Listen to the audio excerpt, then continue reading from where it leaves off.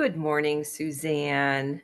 Good morning, Deborah Leanne. How are you this morning? I I'm fine. Hello from Milwaukee. And where are you? I'm in St. Louis. And last week you were in California and I was in Chicago. So we have such a juicy gene key to talk about today, which not only in honor of your birthday happens to be one of your near and dear uh, personal journeys that you're playing with. Would Yeah. you like to introduce it for us, please? Okay, we are playing in Gene Key 43, and this is by the book Richard read and his 64 audios, 64 ways audios. And this is the 43rd Gene Key, and this is really a Gene Key about breakthrough. Its shadow is called Deafness, and its acidic state is What? Epiphany. What? I know, right? Its acidic state is Epiphany, and its gift is insight.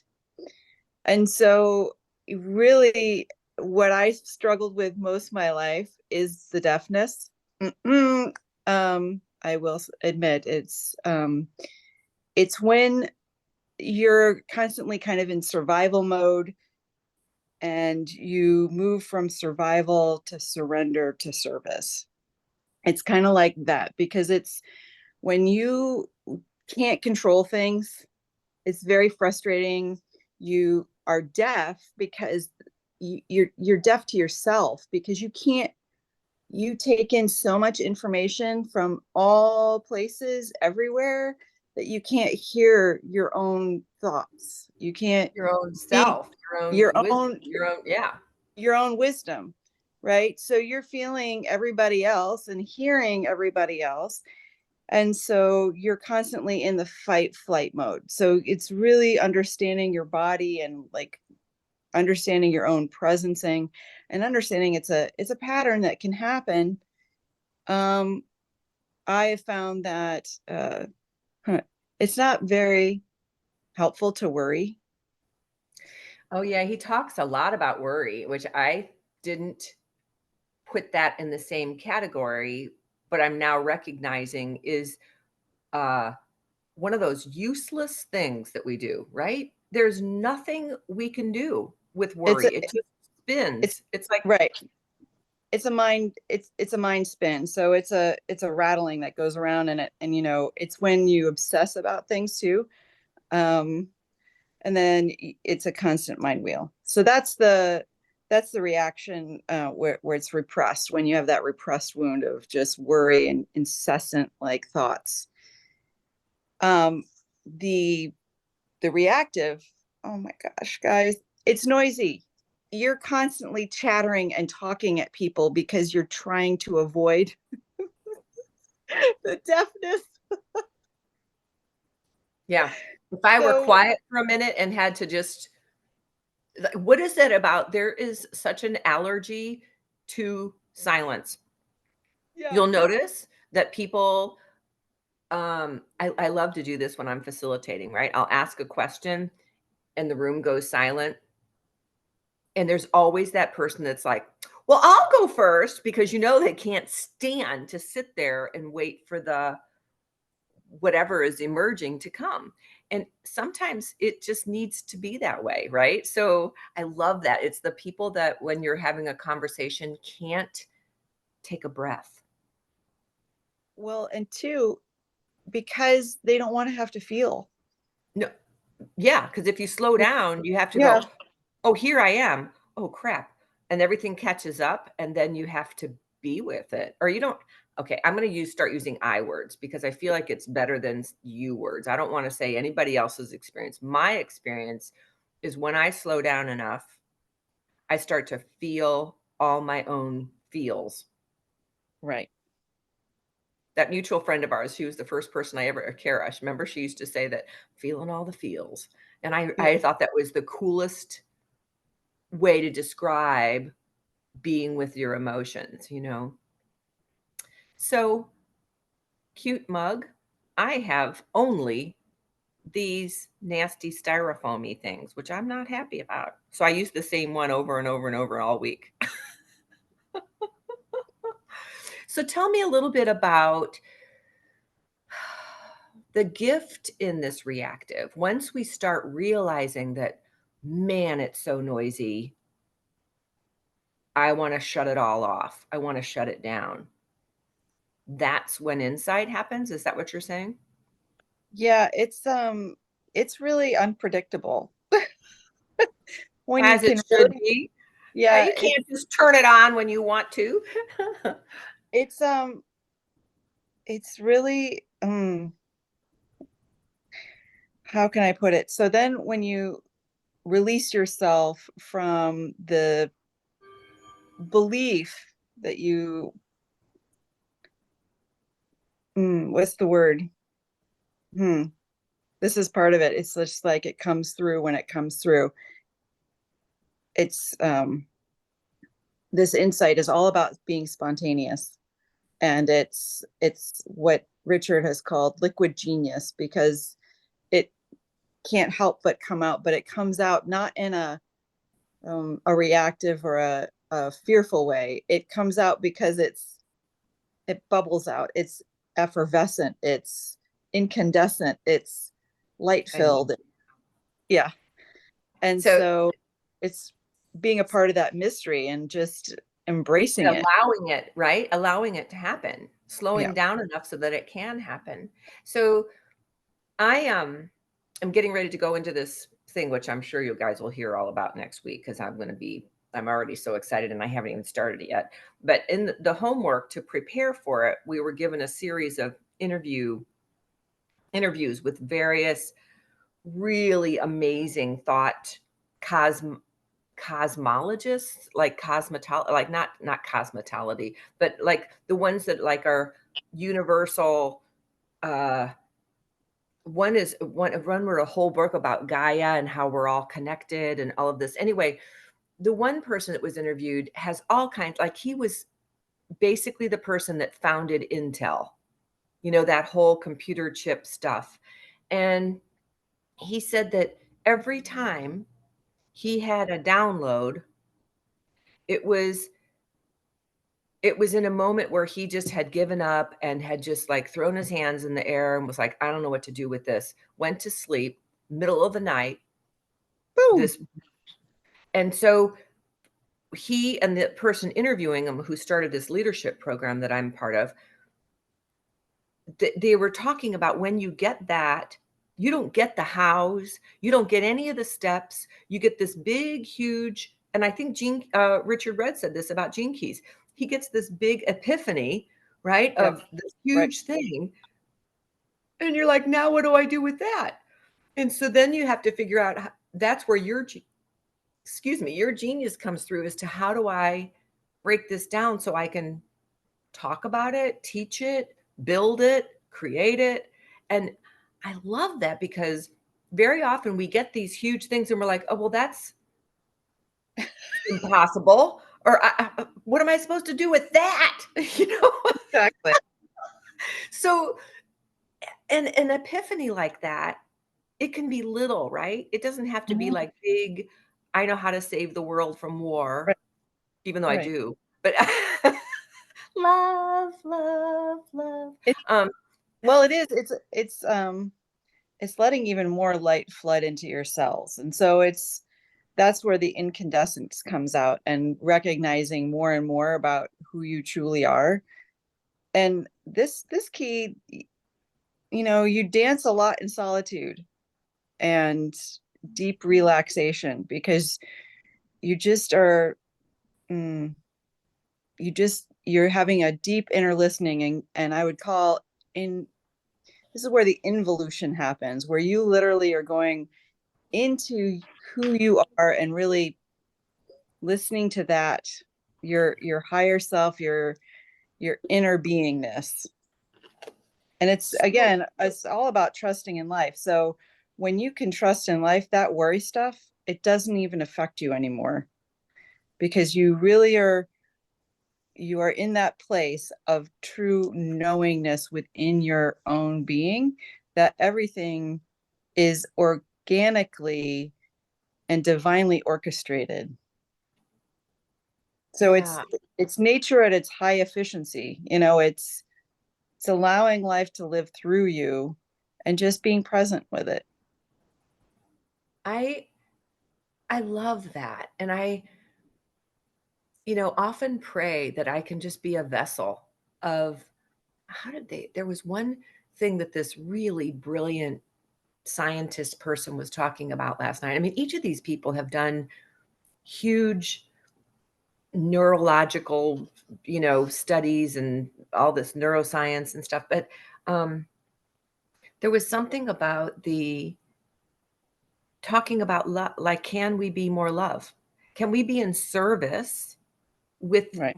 whatever we are? And the other thing is we are all so connected that we are connected, period. There's no there's no, making that more or less. We are. And when we allow this infinite wisdom to come through, it is in service. It's not just for us to go in the corner and build with our tinker toys. It's like for us to, Yeah. Share. yeah. And Yeah. actually, we can't do it on our own. That's the other thing that I heard each time is that there needed to be someone else to that you share this kind of I had this epiphany, and they go, Right. "Oh, I have this piece." And so it's like you're putting together a puzzle and then the picture makes more sense, you know? Right. And I think the big hurdle, and this is actually opening up the fourth sacred seal, Oh yeah, I was is, glad you were gonna talk about that.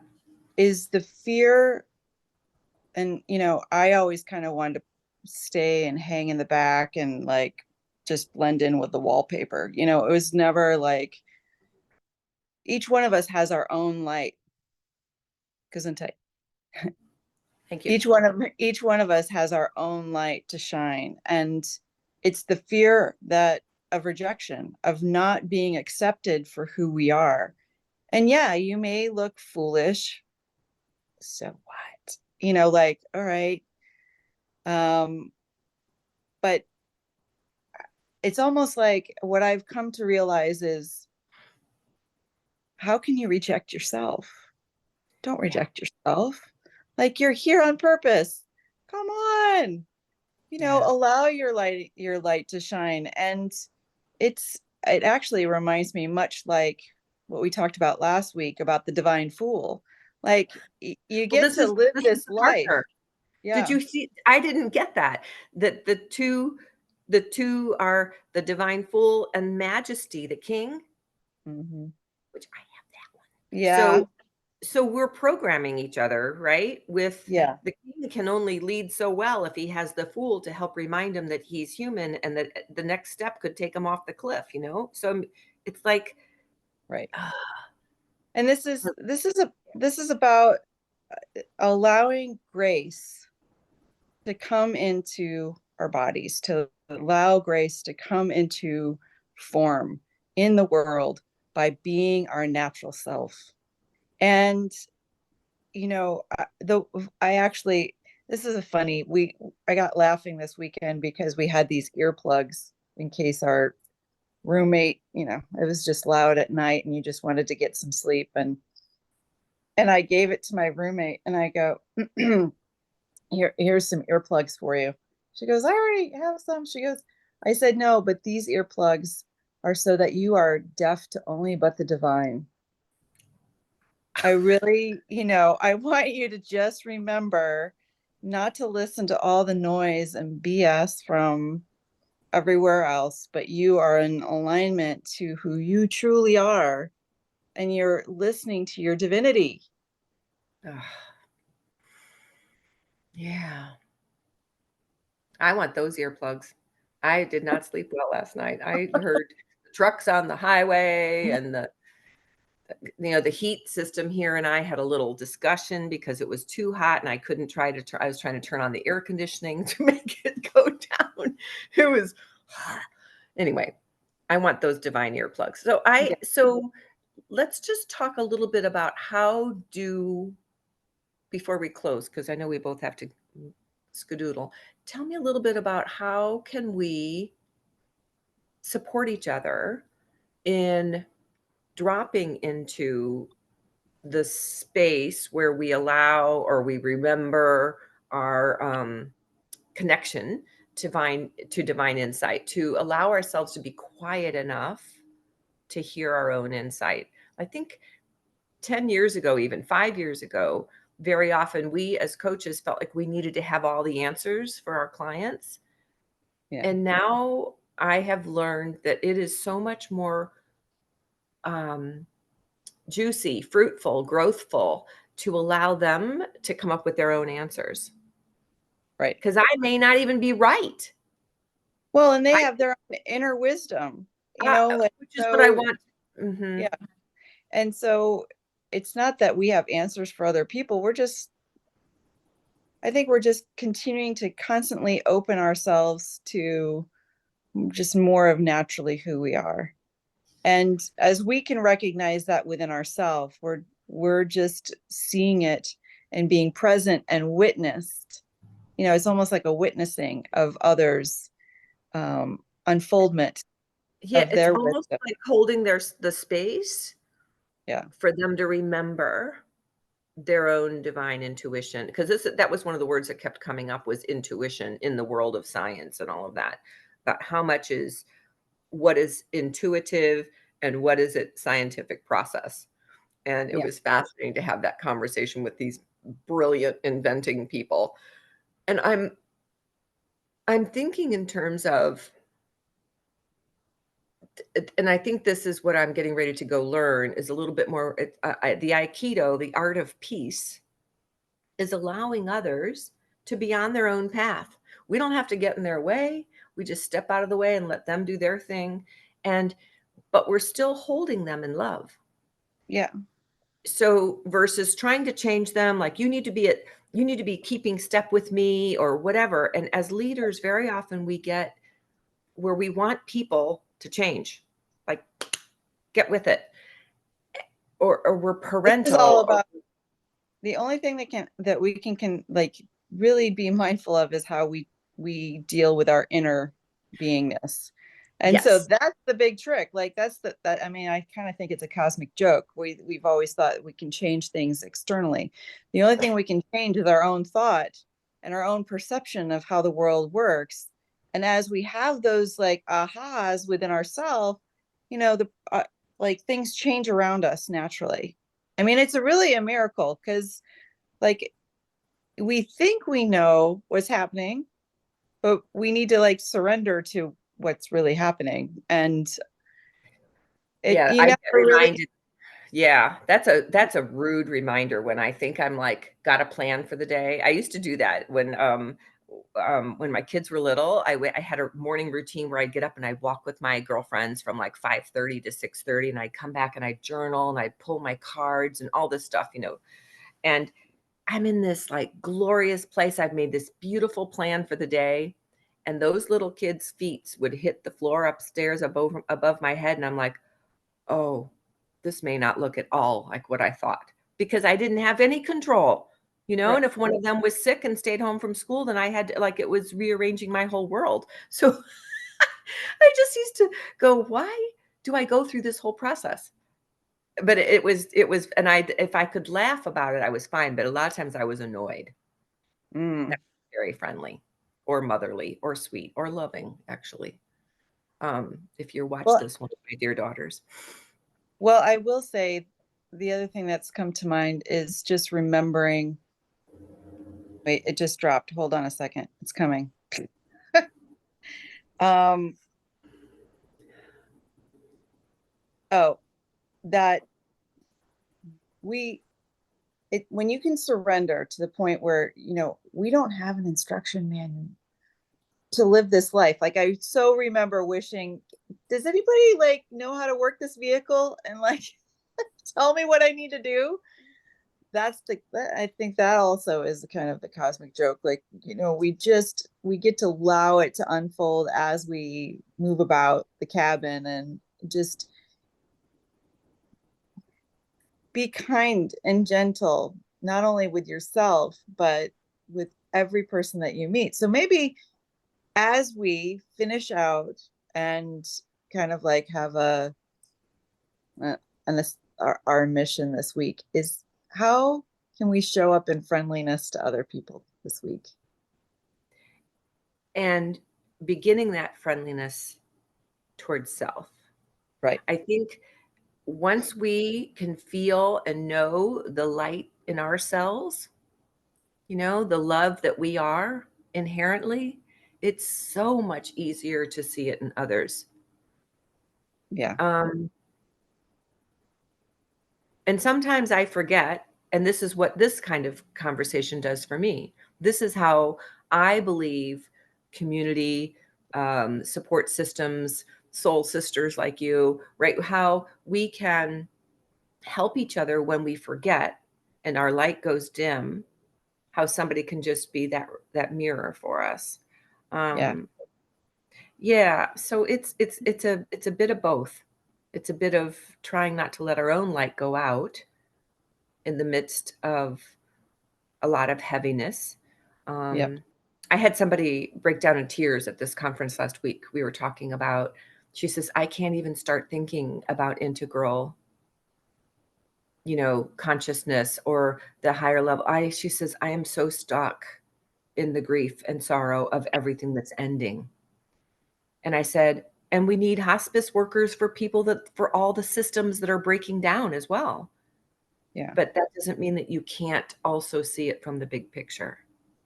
I mean, everybody has a role to play as things Exactly. end and as things are coming up and as the new innovators that are at the edge of what's becoming. I mean, we need everybody to do things, but to stay in a place, and this is where I said, if you can stay open to love and light versus forgetting that and losing everything in losing hope. So I gave her some hope oil and we anointed ourselves and had a great little time. But Good. she's a dear soul, and I just, to see her like that was very difficult, because she's one of the people that I would hold at a very high space. So I guess that's Well, what I get. I think, and that's, I think the beauty of our human experience is that we go through those times of feeling everything and feeling loss and feeling mm, almost like hopelessness. Yeah. And as you said, like, but you know that you won't remain there. I mean, Well, that's that, what I said. I said, so I'm going to call you again in 2 months and see where you are, yeah, so that I wanted her to realize that, but I also don't want her to like pray away or pretend, right, that this right. isn't who we are. In fact, one of Well, the things, yeah, I was think I was going about to say a lot of pretending people are, and not looking at, right? well, and I think too, people are scared to feel all of it. Because it feels like That, death. right, It to me, it feels like death. right. I mean, it's a death, it's a version or a death of a part of us, an old version of us. So we're upgrading, yeah, they were upgrading. Well, let me get water for that. I want to have water to drink to salute to that because I drank all my coffee. So, um, so first of all, I do want to salute and celebrate you on your birthday. And second of all, I want to just say how much I appreciate these conversations, these insights, these epiphanies that we get to arrive at because there's space here. And I would hope that that's what we're creating for others as they listen, is that there's an opening for them to put together things in the way that they uniquely are designed to do, you know? Yeah. So cheers, honey. Cheers. Until next time, everyone. Much love. My heart to yours. Aw, sweet.